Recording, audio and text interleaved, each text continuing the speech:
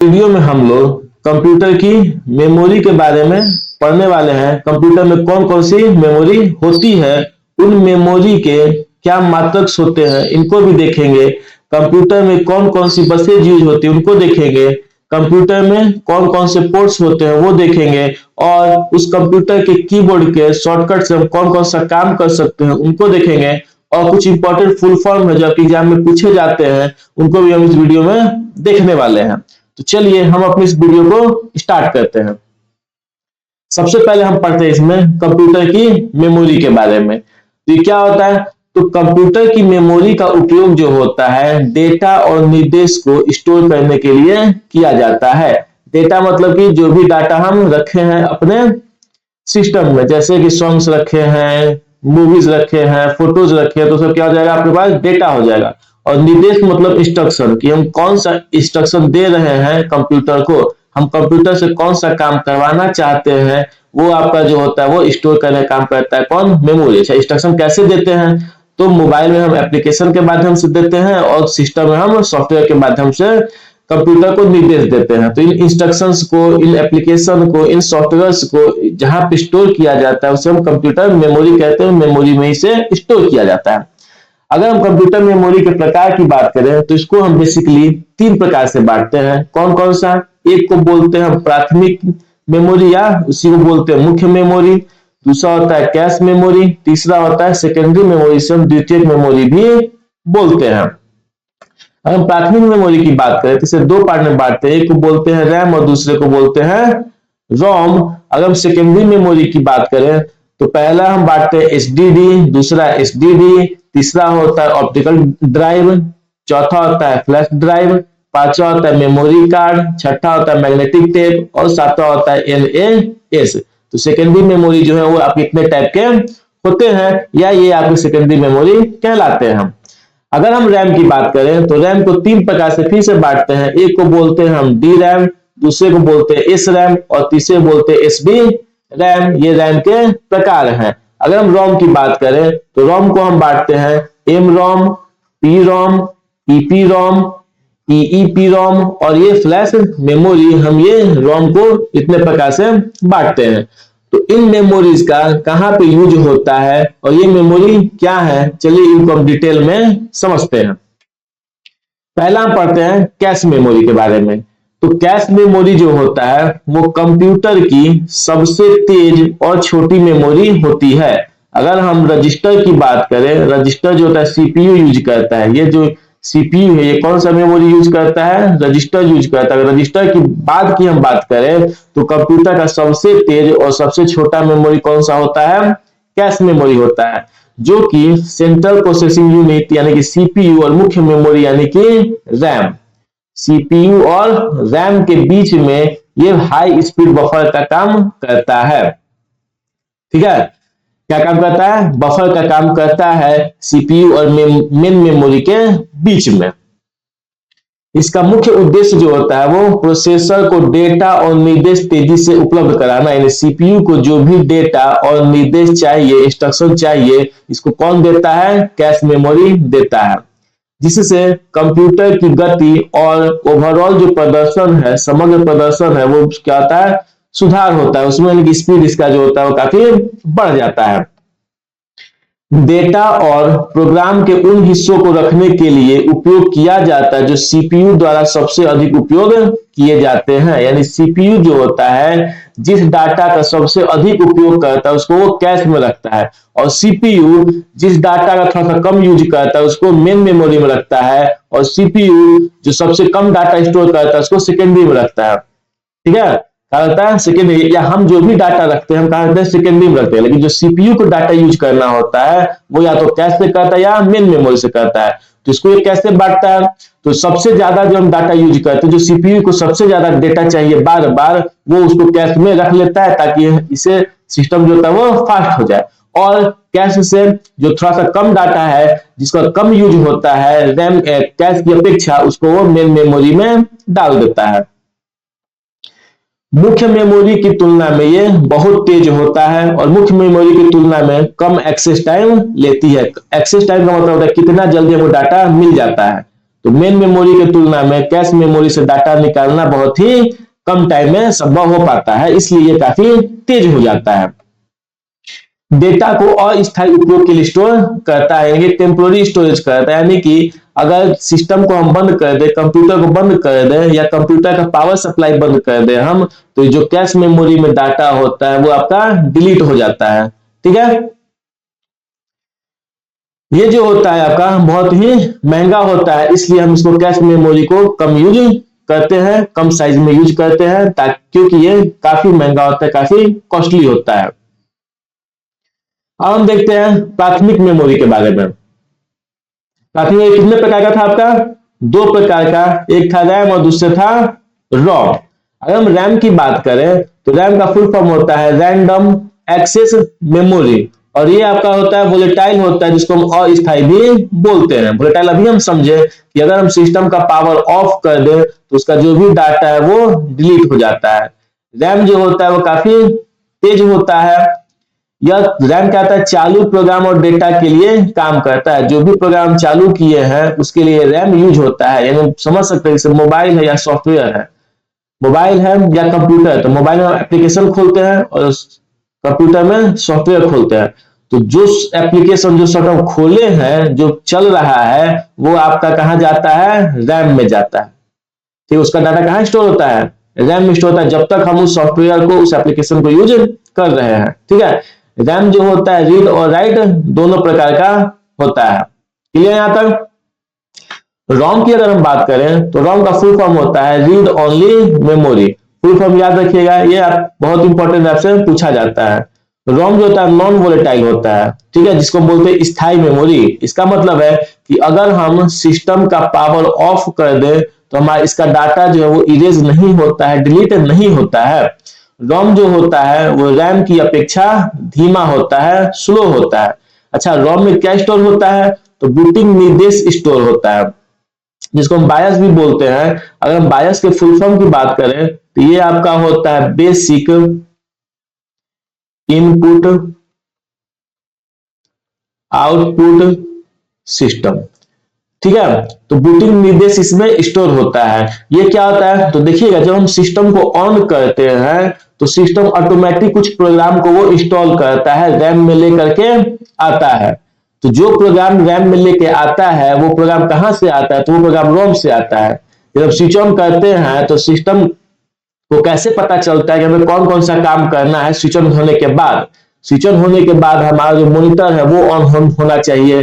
ठीक है, उसके अंदर ऑपरेटिंग सिस्टम लोड होना चाहिए। ये सब जो इंफॉर्मेशन है वो कहां से आती है? तो वो आपका जो बूटिंग निर्देश रोम में स्टोर होता है वहां से आती है। ठीक है, और वो बूटिंग निर्देश जब हम सिस्टम ऑन करते हैं तो वो सारा कहां चला जाता है? रैम में। ठीक है, जब रैम में चला जाता है तब हमारा सिस्टम जाकर के बूट होता है, ऑन होता है। ठीक, तो रैम जो होता है वो केवल रीड प्रकार का होता है, हम उसको डाटा रीड कर सकते हैं, उसमें कुछ हम लिख नहीं सकते हैं। क्लियर है? अगर हम रैम की बात करें तो रैम हमने देखा था तीन प्रकार का होता है, डी रैम, एस रैम और एस डी रैम। तो आपसे कुछ नहीं, बस आपसे इसका फुल फॉर्म पूछा जाता है, तो हम देख लेते हैं क्या क्या होता है। डी रैम का फुल फॉर्म होता है dynamic random access memory. D RAM का फुल फॉर्म होता है dynamic random access memory. S RAM की बात करें हम, एस रैम का होता है static random access memory. Clear है? अगर एच डी रैम की बात करें हम तो ये होता है synchronous dynamic random access memory. तो ये जो तीन आपके फुल फॉर्म है वो आपसे पूछे जाते हैं, और इससे ज्यादा इससे कुछ क्वेश्चन नहीं बनता है। अगर हम रोम की बात करें तो रोम में हमारे पास है चार, एमपी रोम, पी रोम, ईपी रोम और ईईपी रोम। तो एम रोम का जो फुल फॉर्म होता है वो होता है मास्क्ड रीड ओनली मेमोरी। क्या होता है? Masked read only memory. P ROM की हम बात करें तो ये होता है आपका प्रोग्रामेबल रीड ओनली मेमोरी। और ईपी रोम की बात करें हम तो ये होता है आपका erasable programmable read only memory. और ईईपी रोम की बात करें हम तो electrically erasable programmable read only memory. तो ये आपके जितने भी फुल फॉर्म है वो काफी इंपॉर्टेंट है आपके एग्जाम के लिए। एम रोम जो होता है masked read only memory, P ROM programmable read only memory, EPROM erasable programmable read only memory, और EEPROM electrically erasable programmable read only memory. Clear है? चलते नेक्स्ट, द्वितीयक मेमोरी। ये क्या होता है? तो द्वितीयक मेमोरी से हम सहायक मेमोरी भी बोलते हैं, यानी कि ऑक्सिलरी मेमोरी या एक्सटर्नल मेमोरी भी कहा जाता है। तो द्वितीयक मेमोरी को सहायक मेमोरी या एक्सटर्नल मेमोरी भी कहा जाता है। यह कंप्यूटर का वह हिस्सा है जिसका उपयोग डेटा और प्रोग्राम को स्थायी रूप से स्टोर करने के लिए यूज किया जाता है। ठीक है, कि हम डेटा को कभी भी वहां से हम एक्सेस कर सके, ऐसा ना हो कि हम पावर ऑफ करें या सिस्टम बंद करें तो हमारा जो डेटा था वो डिलीट हो जाए। ठीक है, जैसा कि रैम में होता है, कैश में होता है। यहाँ पे डेटा में एक बार डाल दिए तो हमेशा के लिए वहां पे डाटा रहता है। क्लियर है? प्राथमिक मेमोरी के विपरीत ये एक नॉन वोलेटाइल मेमोरी है। नॉन वोलेटाइल मैंने बताया था, पावर ऑफ होने के बाद डाटा डिलीट नहीं होना चाहिए, जिसका अर्थ है कि कंप्यूटर बंद होने पर भी इसमें सहेजा गया डेटा नष्ट नहीं होता है। इसमें बहुत अधिक मात्रा में डेटा को स्टोर किया जाता है, जैसे जीबी और टीबी। जैसे हम हार्ड डिस्क खरीदते हैं, फोन खरीदते हैं, मेमोरी कार्ड खरीदते हैं, तो किस में आता है? जीबी में आता है, और आप इससे भी बड़ा अगर लेना चाहें तो हम टीबी में आता है। सीपीयू सीधे इस मेमोरी से डेटा नहीं ले सकता है, पहले डेटा को रैम में लोड करना चाहता है। यानी हम कोई फाइल देख रहे हैं, ठीक है, हम कोई फोटो ही देख रहे हैं जो कि हमारे सेकेंडरी मेमोरी में है। ठीक है, तो हम खोलते हैं तो सेकेंडरी मेमोरी से डाटा वो डायरेक्ट सीपीयू में नहीं जाता है। सेकेंडरी मेमोरी कहाँ भेजता है? उसको प्राइमरी मेमोरी में भेजता है, और प्राइमरी मेमोरी से डाटा जो होता है वो रीड करता है सीपीयू। क्लियर है? तो यही बोला जा रहा है कि सीपीयू जो है सीधे मेमोरी से डेटा नहीं लेता है, पहले डेटा जो होता है वो रैम में लोड होता है। यह प्राइमरी मेमोरी की तुलना में स्लो होता है, और प्राइमरी मेमोरी की तुलना में प्रति गीगाबाइट लागत कम होती है। यानी कि प्राइमरी मेमोरी जो होता है, रैम होता है, उसकी तुलना में इसका जो प्राइस है वो कम होता है, इसका दाम कम होता है, क्योंकि प्रति गीगाबाइट, प्रति जीबी जो होता है लागत वो आपका कम होता है। जैसे आप यहाँ पे देख सकते हैं हमारे पास मेमोरी का जो है हायरार्की दिया हुआ है कि सीपीयू जो होता है मेमोरी यूज करता है कौन सा? रजिस्टर। तो एक रजिस्टर दिया हुआ है, दूसरा कैश दिया हुआ है, तीसरा मेन मेमोरी दिया, चौथा सेकेंडरी मेमोरी दिया हुआ है। ये कहा जा रहा है कि जैसे जैसे हम नीचे से ऊपर जाते हैं हमारा एक्सेस टाइम जो होता है वो बढ़ता जाता है। ठीक है, एक्सेस टाइम क्या होता है? वो हमारा घटता जाता है। सॉरी, एक्सेस टाइम हमारा क्या होता है? वो घटता जाता है। जैसे जैसे हम ऊपर जाएंगे एक्सेस टाइम घटता जाता है, यानी कि हमको मेमोरी से डाटा को एक्सेस करने में टाइम कम लगता है। कोई भी डाटा जो सेकेंडरी मेमोरी में है, अगर वो उसी डाटा को मेन मेमोरी में कर दे तो सीपीयू जो है वो सबसे जल्दी मेन मेमोरी के डाटा को रीड कर लेगा, और सबसे लेट से किसको रीड करेगा? सेकेंडरी मेमोरी के डाटा को रीड करेगा। ठीक है, तो जब एक्सेस टाइम हमारा डिक्रीज हो जाएगा तो सीपीयू का परफॉर्मेंस हमारा इंक्रीज हो जाएगा, हम बोलेंगे सिस्टम हमारा कैसा है? फास्ट है। और अगर हम उसी तरह नीचे से ऊपर जाते हैं तो हमारा जो लागत है वो हमारा बढ़ता जाता है। ठीक है, हमारा लागत बढ़ता जाता है, इसलिए सब हम कहें तो सबसे महंगा जो होता है वो आपका रजिस्टर होता है, और सबसे सस्ता जो होता है सेकेंडरी मेमोरी होता है, जैसे कि हार्ड डिस्क होता है, आपका एसएसडी होता है। ये सब आपका जो होता है वो सबसे सस्ता होता है। सबसे महंगा कौन होता है? रजिस्टर होता है, जो कि आपका सीपीयू यूज करता है। क्लियर है यहाँ तक? अब हम देखते हैं कि जो सेकेंडरी मेमोरी है, द्वितीयक मेमोरी है, उसके कौन कौन से प्रकार हैं, उसका कुछ एग्जांपल भी हम देखते हैं। तो पहला हमारा कौन सा? एचडीडी, जिसको हम बोलते हैं हार्ड डिस्क। ठीक है, इसका क्या होता है? तो कंप्यूटर में उपयोग होने वाला प्राथमिक स्टोरेज डिवाइस है। ठीक है, सबसे मेनली जो यूज करते हैं द्वितीयक मेमोरी के रूप में कौन सा करते हैं? हम एचडीडी करते हैं, हार्ड डिस्क को यूज करते हैं। नेक्स्ट है आपका एचडीडी। ठीक है, ये आपका एचडीडी है। एचडीडी से बहुत तेज, आधुनिक और टिकाऊ स्टोरेज।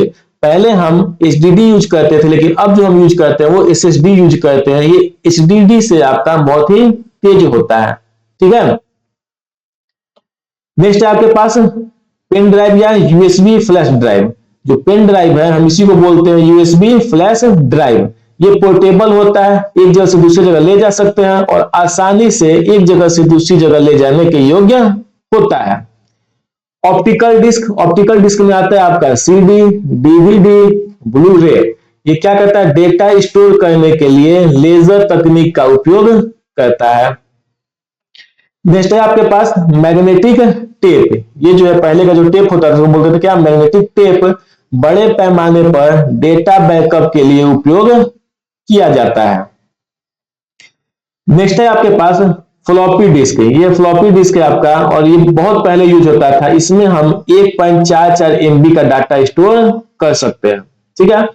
नेक्स्ट आपका सीडी, या देखे होंगे 700 MB स्टोर कर सकते हैं। डीवीडी की बात करें हम तो 4.7 GB का डाटा हम स्टोर कर सकते हैं। मेमोरी कार्ड भी होता है। मेमोरी कार्ड में हमारे अपने ऊपर है कि हम 1 GB का मेमोरी कार्ड ले सकते हैं। 4 GB होता है, 8 GB होता है, ठीक है, 16 GB है, 64 GB है। इस टाइप का मेमोरी कार्ड हमें अवेलेबल है। SASD, ये जो होता है इसको बोलते हैं हम सीक्वेंशियल एक्सेस स्टोरेज डिवाइस। क्या बोलते हैं, sequential access storage device. Next आपका BRD, ये होता है बोलते हैं ब्लू रे डिस्क। ये इसके जैसा है कि डिस्क होता है CD DVD के जैसा, जिसको हम बोलते हैं ब्लू रे डिस्क। अगर हम एक लेयर में डाटा को स्टोर करें तो हम उसे 25 GB तक का डाटा स्टोर कर सकते थे, जबकि DVD में कितना स्टोर कर सकते थे, 4.5 GB, और CD में तो उससे भी कम। हम डबल लेयर में डाटा को स्टोर करें तो ये आपका 50 GB तक का डेटा स्टोर किया जा सकता था। तो हम सिंगल करेंगे या डबल करेंगे, वो ब्लू रे डिस्क पर डिपेंड करेगा, उसके आर्किटेक्चर पर डिपेंड करेगा कि वो सिंगल लेयर्ड है या डबल लेयर्ड है। इसमें हम कुछ नहीं कर सकते हैं, वो इसका आर्किटेक्चर ही होता है। नेक्स्ट है आपका HDD, ये भी देख सकते हैं आप CD के जैसा ही है। इसको बोलते हैं होलोग्राफिक डिस्क। ये देखिए यहाँ पर 300 GB से लेकर के 4 TB तक का डेटा स्टोर कर सकता है होलोग्राफिक डिस्क जो होता है। क्लियर है यहाँ तक? तो ये आपका फुल फॉर्म है, और स्टोरेज कितना कर सकता है वो है जो काफी इंपॉर्टेंट है। अब हम देखते हैं मेमोरी का मात्रक। जो हम मेमोरी यूज करते हैं उसका कौन सा मात्रक होता है, हम मेमोरी कितना यूज किए हैं हमको पता तो होना चाहिए, उसको हम कैसे गिन सकते हैं, ठीक है। जैसे मान लेते हम कुछ डिस्टेंस चले हैं तो डिस्टेंस कितना बताएंगे हम कि कहां तक गए थे। तो यहां से स्कूल तक गए थे नहीं, हम बताएंगे कि यहां से हम 1 किलोमीटर गए थे, 2 किलोमीटर गए थे, 1.5 किलोमीटर गए थे। तो वो क्या होता है, हमारा डिस्टेंस का यूनिट है। तो किसी भी जो क्वांटिटी है उसको बताने के लिए हमें यूनिट का यूज करना पड़ता है, ताकि हम उसका मेजरमेंट कर सके, उसको समझ सके कि वो कहना क्या चाहता है। ठीक है, अगर हम बोलते हैं 1 किलोमीटर का डिस्टेंस गया, वो पता चल गया कि 1 किलोमीटर डिस्टेंस कितना होता है और कितना दूर वो गया होगा। ठीक है, तो इसी तरह मेमोरी को स्टोर करने, जब मेमोरी जो हमारा जो डाटा स्टोर करते हैं उसके लिए हम मात्रक कौन कौन सा यूज करते हैं वो हम जरा देखते हैं। कंप्यूटर सिस्टम में डेटा को स्टोर और प्रोसेस करने के लिए बाइनरी नंबर का उपयोग किया जाता है। कंप्यूटर जो हमारा होता है वो दो ही चीज को समझता है, या तो 0 को या 1 को। अगर आप 2 लिखते हैं तो इसको नहीं समझता है, 2 को वो कैसे समझता है, तो समझता है कि ये 1 और 0 है। ठीक है, अगर आप 8 लिखते हैं तो इसको कैसे समझता है कि 1 है, 0 0 0 है। ठीक है, तो जो सिस्टम है हमारा वो दो ही चीज को समझता है, तो 0 को या 1 को, हम इसको बोलते हैं binary number system.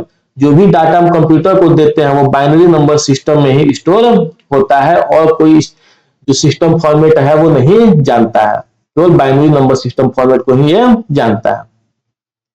Computer memory को मापने का सबसे छोटा इकाई जो होता है वो बीट होता है। ठीक है, लेकिन सबसे जो इंपॉर्टेंट जो इकाई होता है वो आपका क्या होता है, बाइट होता है। क्लियर है, अगर सबसे छोटा पूछा जाए तो बीट, और सबसे इंपॉर्टेंट इकाई पूछा जाए तो वो होता है आपका बाइट। क्लियर है, कुछ हम देख लेते हैं कन्वर्जन है जो आपको पूछा जाता है, आपको याद होना चाहिए। अगर हम बीट की बात करें, ठीक है, अगर हम यहां लिखा हुआ है जो बीट की बात करें तो बाइनरी डिजिट होता है, जैसे कि 0 और 1। हम 0 लिखेंगे तो हम बोलेंगे कि क्या है, 1 बिट है। अगर हम 1 लिखेंगे तो ये बोलेंगे 1 बिट है। अगर हम 0 1 लिखते हैं तो ये 2 बिट हो गया। ये 1 0 0 0 ये बोलेंगे 4 बिट है। 1 0 आपका 2 बिट है। तो जैसे 8 को स्टोर करने के लिए 4 बिट मेमोरी हमको लगेगा, 2 को स्टोर करने के लिए 2 बिट का मेमोरी हमको लगेगा। ठीक है, जैसे हम 9 स्टोर करना चाहते हैं तो 1 0 0 1 लिखते हैं, 9 का कोड होता है, ठीक है, बाइनरी कोड। तो यानी कि 9 को स्टोर करने के लिए हमको 4 बिट स्पेस का जरूरत पड़ेगा। ठीक है, तो 4 बिट जो होता है हम इसको बोल देते हैं निबल, और 8 बिट जो होता है इसको हम बोल देते हैं बाइट। देख रहे हैं यहाँ पे बाइट। अब सारा काम का बाइट पे ही होगा। अगर हम 1024 बाइट की बात करें तो हम इसको बोलते हैं 1 किलो बाइट, जिसको हम बोलते हैं 1 केबी। ठीक है, 1024 केबी को हम बोलते हैं 1 एमबी, और 1024 एमबी को हम बोलते हैं 1 जीबी, और 1024 जीबी को हम बोलते हैं 1 टीबी। कितना? 1 टीबी। 1024 जीबी को हम बोलते हैं 1 टीबी, और 1024 टीबी को हम बोलते हैं 1 पेटाबाइट, यानी कि 1 पीबी। 1024 पेटाबाइट को बोलते हैं 1 एक्साबाइट, यानी कि 1 एक्सबी। 1024 ईबी को बोलते हैं हम 1 जेटाबाइट। 1024 जेटाबाइट को बोलते हैं 1 योटाबाइट, और 1024 योटाबाइट को बोलते हैं 1 ब्रोनोटोबाइट, और 1024 ब्रोनोटोबाइट को बोलते हैं 1 जियोबाइट। यानी अभी हम सबसे स्टोर करने का सबसे लेटेस्ट हम बात करें तो वो होता है हमारे पास कौन सा? जियोबाइट। ठीक है, तो ये आपके जो होते हैं वो मेमोरी के मात्रक हैं, इनको आपको याद होना चाहिए, आपसे पूछे जाते हैं एग्जाम में। क्लियर है? 1024 केबी बराबर 1 एमबी, 1024 एमबी बराबर 1 जीबी, 1024 जीबी बराबर 1 टीबी, 1024 टीबी बराबर 1 पीबी, 1024 पेटाबाइट बराबर 1 एक्साबाइट, 1024 एक्साबाइट बराबर 1 जेटाबाइट, और 1024 जेटाबाइट बराबर 1 योटाबाइट, 1024 योटाबाइट बराबर 1 ब्रोनोटोबाइट, और 1024 ब्रोनोटोबाइट बराबर 1 जियोबाइट का हम यूज करते हैं। तो सबसे बड़ा मात्रक हमसे बात करा जाए तो वो होता है जियोबाइट, और सबसे छोटा जो होता है वो कौन सा होता है? बिट होता है, अभी तक के हिसाब से। क्लियर यहाँ तक आपका? अब हम देखते हैं कंप्यूटर की बसेज। बसेज क्या होता है? तो कंप्यूटर में जो भी तार हम यूज करते हैं, समझ सकते हैं बेसिकली कि जो हम तार यूज करते हैं डाटा को, लोकेशन को, सिग्नल को, बिजली को एक जगह से दूसरी जगह भेजने के लिए, उसको हम कंप्यूटर में बस बोलते हैं। कंप्यूटर में बस तारों का एक समूह या विद्युत मार्ग है जिसका उपयोग कंप्यूटर के विभिन्न घटकों जैसे कि सीपीयू, मेमोरी और इनपुट आउटपुट डिवाइसेज के बीच डेटा और सिग्नल को ट्रांसफर करने के लिए किया जाता है। इसे कंप्यूटर का आंतरिक परिवहन तंत्र भी कहा जाता है। क्लियर था? कंप्यूटर के अगर हम बस की बात करें, ठीक है, कि कंप्यूटर में कौन कौन सा बस होता है, तो 3 प्रकार का बस होता है।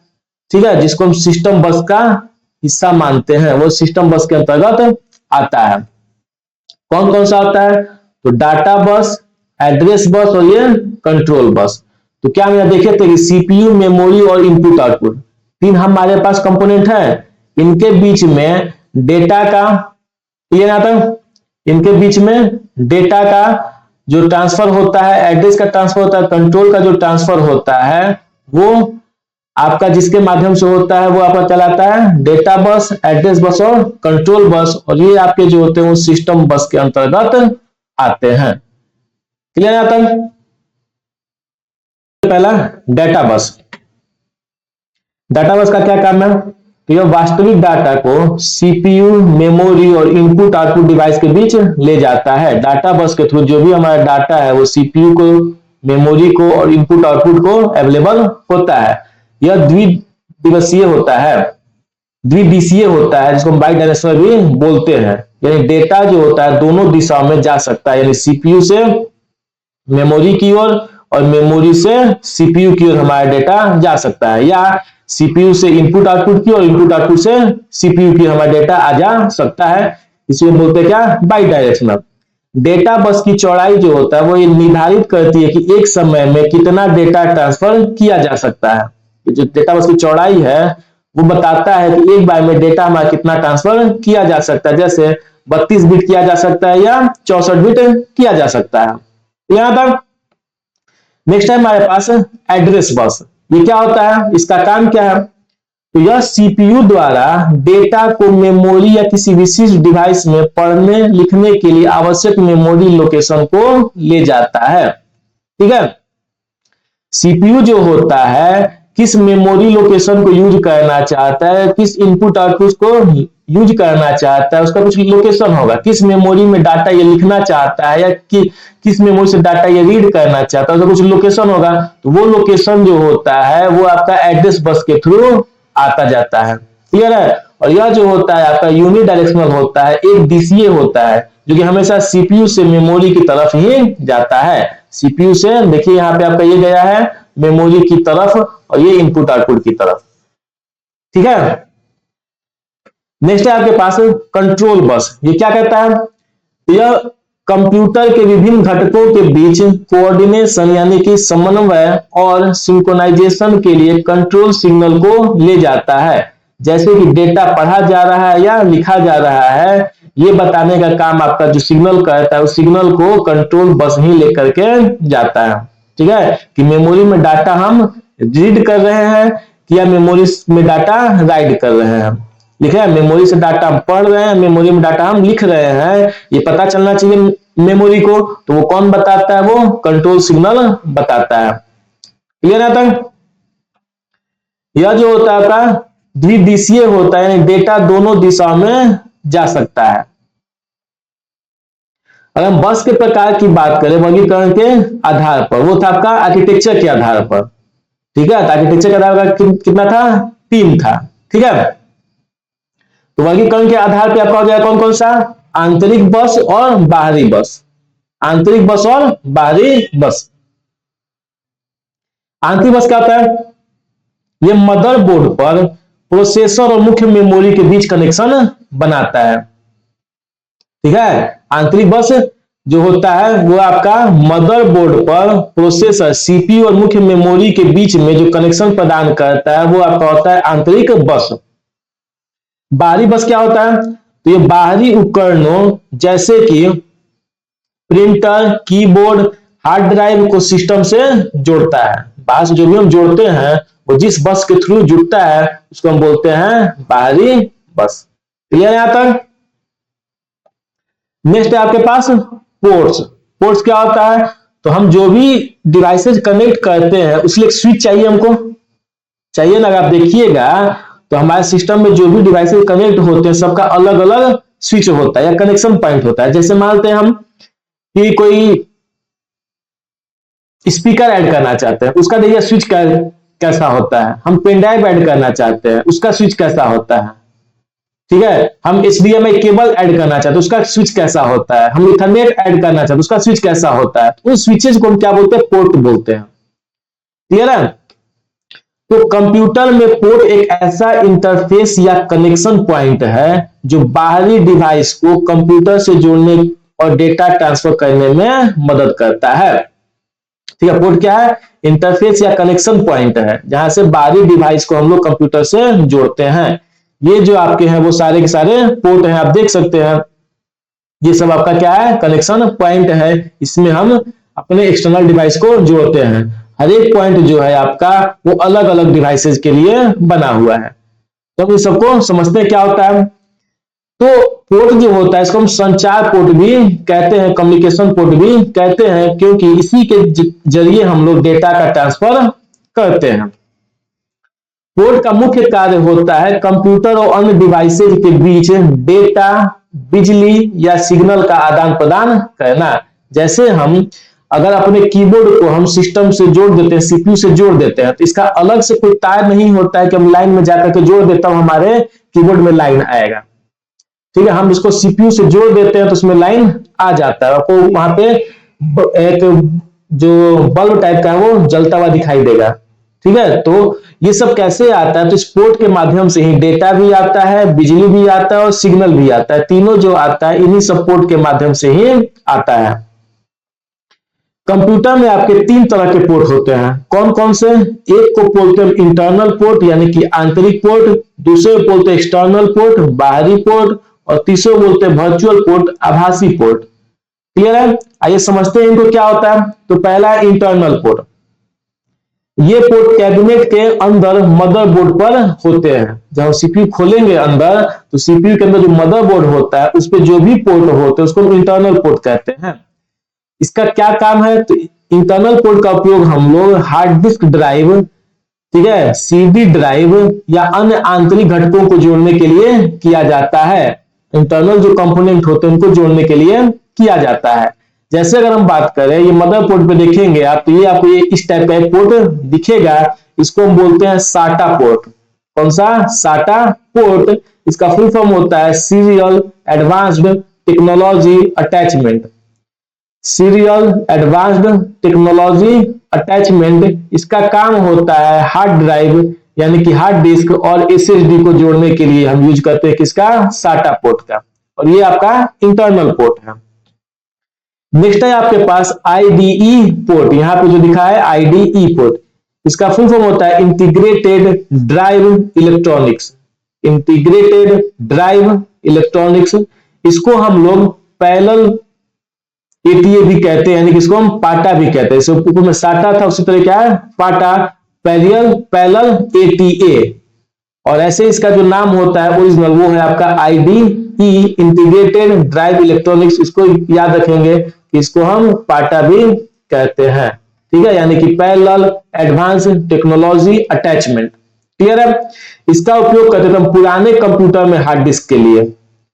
अब हम हार्ड डिस्क कौन सा यूज करते हैं? साटा पोर्ट। लेकिन पुराना कंप्यूटर था उसमें हार्ड डिस्क को जोड़ने के लिए हम आईडीई पोर्ट का यूज करते थे। नेक्स्ट है आपके पास एजीपी पीसीएलआई स्लॉट। ठीक है, ये आपका जो है वो एजीपी पोर्ट है। इसका हम यूज करते हैं ग्राफिक्स कार्ड या साउंड कार्ड के लिए।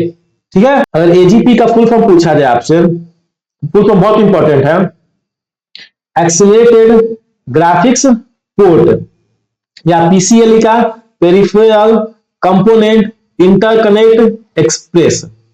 पेरिफेरल कंपोनेंट इंटरकनेक्ट एक्सप्रेस जो होता है ग्राफिक्स कार्ड या साउंड कार्ड को इंस्टॉल करने के लिए होता है। नेक्स्ट है आपका रैम स्लॉट। ये जो आपका नीचे देख रही है आपका रैम स्लॉट है, और जो लगाया जा रहा है वो आपका रैम है। तो रैंडम एक्सेस मेमोरी के लिए आपका रैम स्लॉट का यूज होता है। नेक्स्ट है आपका एक्सटर्नल पोर्ट। ये पोर्ट कैबिनेट के बाहर होते हैं। आप सीपीयू में देखेंगे तो आपको पीछे की जो भी कनेक्शन पॉइंट मिलता है वो आपका एक्सटर्नल पोर्ट कहलाता है। इसका उपयोग पेरिफेरल डिवाइसेज जैसे कि कीबोर्ड, माउस, प्रिंटर को कनेक्ट करने के लिए किया जाता है। तो आपका एक्सटर्नल पोर्ट में पहला यूएसबी पोर्ट। अब अधिकतर पोर्ट जो आपका वो यूएसबी पोर्ट का ही होता है।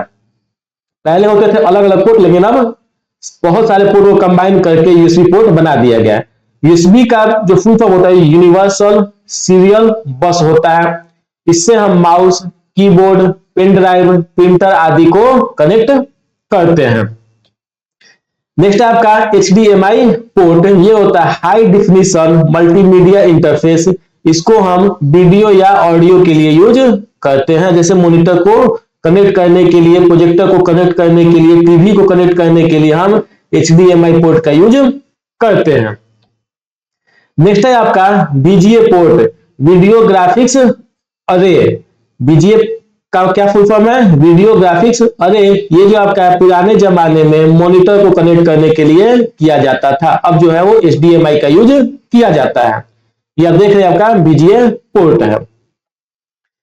नेक्स्ट है आपका इथरनेट पोर्ट, जिसको हम RJ45 भी कहते हैं। ये जो आपका वो इथरनेट पोर्ट है, और ये आपका इथरनेट केबल है जिसको हम लैन भी बोलते हैं। इंटरनेट या लैन केबल कनेक्ट करने के लिए इथरनेट पोर्ट का यूज किया जाता है। नेक्स्ट है आपका ऑडियो जैक। ये है आपका ऑडियो जैक। स्पीकर, माइक्रोफोन और हेडफोन को कनेक्ट करने के लिए यूज किया जाता है। PS/2 port. ये आपका PS/2 पोर्ट। पुराने जमाने में जो कीबोर्ड और माउस होते थे उनके लिए हम PS/2 पोर्ट का यूज करते हैं, लेकिन अब जो कीबोर्ड और माउस आता है आपका, वो आपका USB के थ्रू कनेक्ट होता है। ये जो पोर्ट है आप देख रहे हैं, इस पोर्ट में हम कीबोर्ड को कनेक्ट करते थे, और ये जो पोर्ट है इसमें हम कनेक्ट करते थे माउस को। इसको हम बोलते हैं PS/2 पोर्ट। नेक्स्ट है आपका सीरियल पोर्ट, जिसको हम कॉम पोर्ट भी कहते हैं। ये बायनरी मॉडेम के लिए यूज होता है। अगर मॉडेम को कनेक्ट करना चाहते हैं तो सीरियल पोर्ट के थ्रू हम कनेक्ट करते हैं। और पैरेलल पोर्ट को जो होता है ये भी मॉडेम को कनेक्ट करने के लिए होता है, लेकिन पैरेलल पोर्ट में क्या होता है कि हम एक बार में 8 बिट तक का डाटा भेज सकते हैं और सीरियल पोर्ट में हम एक बार में 1 बिट का डाटा ही भेजते हैं। ठीक है, नेक्स्ट है आपका वर्चुअल पोर्ट। ठीक है, वर्चुअल पोर्ट, ये जो पोर्ट होता है आपका दिखेगा कहीं नहीं, जब हम इंटरनेट यूज करते हैं, ठीक है, सिस्टम यूज करते हैं तो उसके लिए हमारे पास ये होता है और ये सॉफ्टवेयर बेस्ड होता है। ये सॉफ्टवेयर में आपके पोर्ट बनाए गए हैं। ये कोई भौतिक पोर्ट नहीं होते हैं बल्कि ये सॉफ्टवेयर आधारित होते हैं। इनका उपयोग नेटवर्क से डेटा को सही एप्लीकेशन तक पहुंचाने के लिए किया जाता है। ठीक है, आईपी एड्रेस के साथ इसका यूज होता है और कुल 65,535 वर्चुअल पोर्ट होते हैं। क्लियर तक? कितने पोर्ट है हमारे पास टोटल? 65,535 पोर्ट है। तो इस सब पोर्ट को तो याद करना संभव है नहीं और ना आपसे एग्जाम में पूछा जाता है। कुछ इंपॉर्टेंट पोर्ट हैं जो आपसे एग्जाम में पूछे जाते हैं, उनको हम देख लेते हैं। पहला है आपका है पोर्ट 21, जिसको हम एफटीपी पोर्ट भी कहते हैं। पोर्ट 21 ये किस काम आता है? तो फाइल ट्रांसफर करने के लिए यूज होता है। जो भी सिस्टम से फाइल ट्रांसफर करते हैं इंटरनेट पे, उसके लिए आपका पोर्ट 21 यूज होता है। उसके बाद होता है पोर्ट 80, ये जो होता है आपका एचटीटीपी पोर्ट कहते हैं हम इसको। ये आपका सामान्य वेबसाइट के लिए यूज होता है। जब हम वेबसाइट को ओपन करते हैं, वेबसाइट को इंटरनेट से कनेक्ट करते हैं, तो वो आपका पोर्ट 80 के थ्रू ही आपका डाटा जो है वो ट्रांसफर करता है। पोर्ट 443 ये जो होता है वो एचटीटीपीएस पोर्ट हम कहते हैं। ये आपका सुरक्षित वेबसाइट के लिए यूज होता है। ठीक है, पोर्ट 25 जो होता है वो एसएमटीपी पोर्ट बोलते हैं इसको। ये जो होता है आपका ईमेल भेजने के लिए यूज होता है। क्लियर तक? तो इन चारों पोर्ट को आप याद रखें जो कि इंपॉर्टेंट है। अच्छा, तो हम ये भी देख लेते हैं एफटीपी जो होता है इसका फुल फॉर्म होता है आपका फाइल ट्रांसफर प्रोटोकॉल। क्या होता है? File transfer protocol. अच्छा, एचटीटीपी की बात करें हम तो ये आपका होता है hyper text transfer protocol. HTTPS की बात करें हम तो ये आपका होता है hyper text transfer protocol secure. Clear है? और एसएमटीपी जो होता है इसका फुल फॉर्म होता है simple mail transfer protocol. Clear है? तो इसका फुल फॉर्म भी आप याद रखेंगे। नेक्स्ट देखते हैं हम विंडोज एक्सप्लोरर के बारे में कुछ बातें जान लेते हैं। विंडोज एक्सप्लोरर का नया नाम जो है बदल दिया गया, वो होता है आपका फाइल एक्सप्लोरर। ठीक है, क्या होता है? File explorer. ये क्या होता है? जब हम सिस्टम खोलते हैं तो इस टाइप का एक विंडो दिखेगा, इसको बोलते हैं फाइल एक्सप्लोरर। ठीक है, इसमें जो होता है ये बटन है आपके, जैसे ये जो बटन है आपका इसको हम बोलते हैं back forward and up button. ठीक है, ये भी जो आपका है वो बैक बटन है। ये जो आपका है इसको हम बोलते हैं एड्रेस बार। ये जो आपका लिखा हुआ है इसको हम बोलते हैं, जहां पे लिखा हुआ है इस प्लेस को हम बोलते हैं रिबन। ये आपका सर्च बॉक्स है, ये नेविगेशन पेन है, ये जो आपका फाइल है और ये सब जो आपका है वो फोल्डर है। क्लियर है? तब तो अगर विंडो एक्सप्लोरर की बात करें, जिसको हम फाइल एक्सप्लोरर कहते हैं, तो ये दो भागों में विभाजित होता है। एक भाग आपका यहां से यहां तक हो गया और दूसरा भाग यहां से इधर की ओर हो गया। दो भागों में विभाजित होता है। बाईं ओर डिस्क ड्राइव और फोल्डर को श्रेणीबद्ध क्रम में प्रदर्शित किया जाता है। बाईं ओर जो भी आपका डिस्क होता है, जैसे यहां दिखाया नहीं गया, डिस्क पीसी को खोलिएगा तो इसमें दिखाएगा कि डिस्क कौन कौन से है, सी है, डी है, ई है। ठीक है, और जो भी फोल्डर है वो आपको यहाँ पे दिखा दिए जा रहे हैं, तो इनको हम बाईं ओर दिखाते हैं। और दाहिनी ओर क्या होता है, इधर इसकी बात किया जाए, दाहिनी ओर जो होता है फोल्डर का सामग्री दिखाता है। जैसे हम डॉक्यूमेंट्स में क्लिक करेंगे तो डॉक्यूमेंट में कौन कौन सा फोल्डर या कौन कौन सा फाइल रखे हैं वो सारा आपका यहाँ पे शो हो जाएगा। फाइल एक्सप्लोरर माइक्रोसॉफ्ट विंडोज में फाइलों और फोल्डरों को प्रबंधित करने का एक मुख्य ग्राफिकल यूजर इंटरफेस है।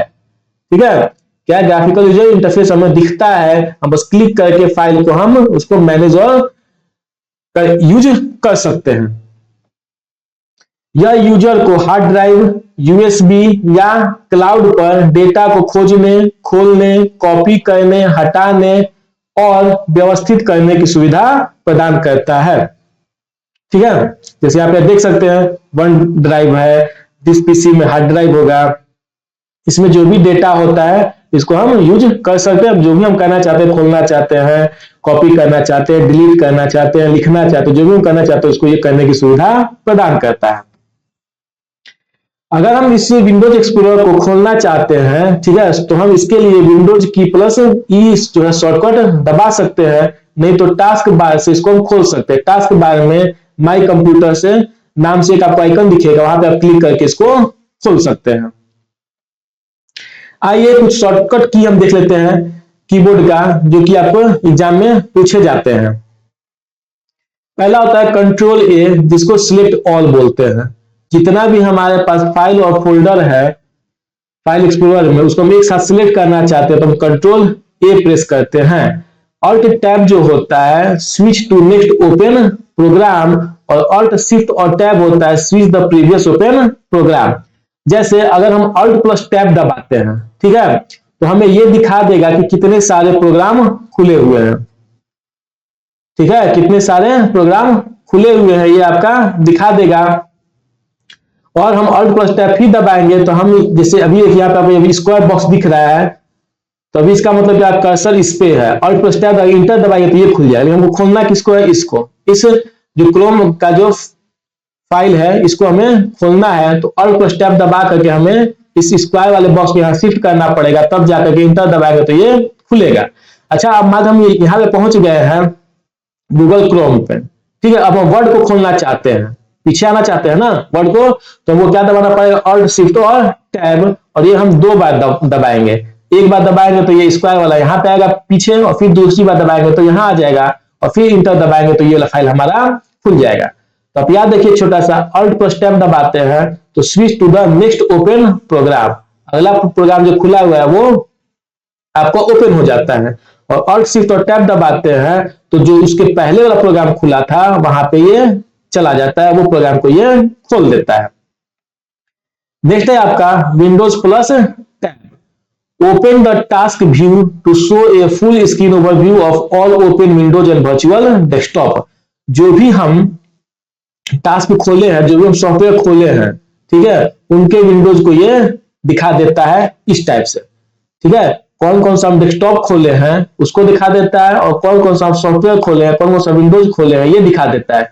पीछे वाला जो था वो भी यही काम करता था, लेकिन उसमें एट ए टाइम जो खुला था वो दिखा देता है। इसमें आपका पूरा हिस्ट्री जैसा दिखाता है, जैसे यहाँ दिखा रहा है स्टरडे, कल हम क्या खोले थे वो भी दिखा रहा है इसमें। आया समझ में? जो पीछे था आपका ऑल्ट और टैब, जो भी पर्टिकुलर टाइम जो आप ऐप खोले हैं, एप्लीकेशन खोले, बस उसी को दिखाएगा, लेकिन आपको हिस्ट्री के रूप में दिखा देगा। कल क्या खोले थे, परसों क्या खोले थे, एक सप्ताह पहले क्या खोले थे, उन सबको ये दिखा देता है Windows plus tab. Control tab क्या होता है, या उसी से हम दूसरा भी इसका शॉर्टकट है कंट्रोल प्लस पेज डाउन।